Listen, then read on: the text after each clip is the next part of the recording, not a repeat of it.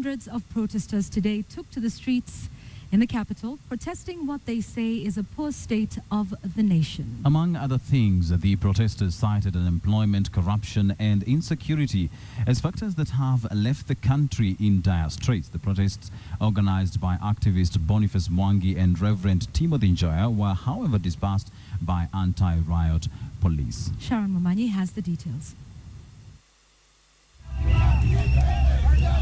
This was the symbol of the day. Baby dummies which the protesters used to illustrate what they say is 50 years of a stunted Kenya.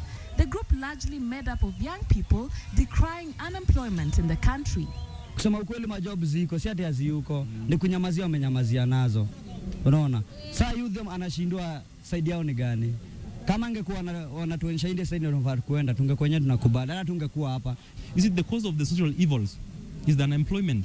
All these youths here, you couldn't have been seeing them if they were employed. But you see, it's the government that has failed in their duty to provide for their employment. And this is the result. But unemployment was not the only grievance. The placards telling it all. They are mortgaging the country. 300 billion. How much money we are giving to education? Less money than that. Combined, both the Ministry of Education and Healthcare, they cannot match the money we are paying to the debt. 300 billion. They marched from State House Road through Kenyatta Avenue, headed to the Freedom Corner, where they were to converge before marching all the way to Parliament. Reverend Njoya was also meant to deliver a sermon on the state of the nation at the venue. But this was not to be.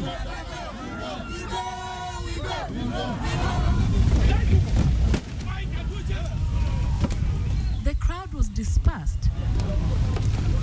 Others arrested by the men in blue.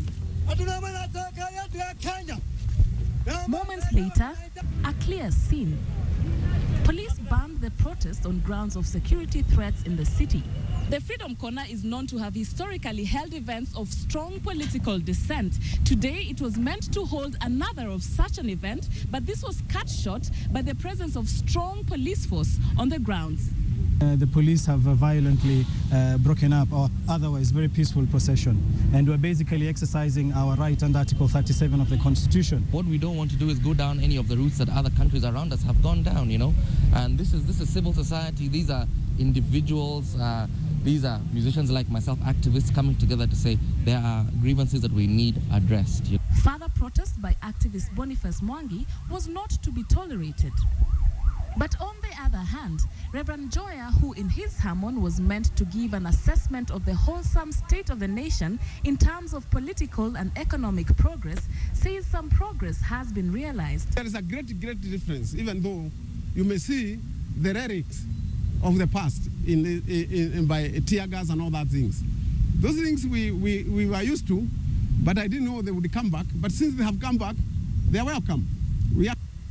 The baby dummies tossed into the police trucks and a clear, quiet scene is what would mark the unceremonious end of the protest. This with the resounding of the message that it is not over yet.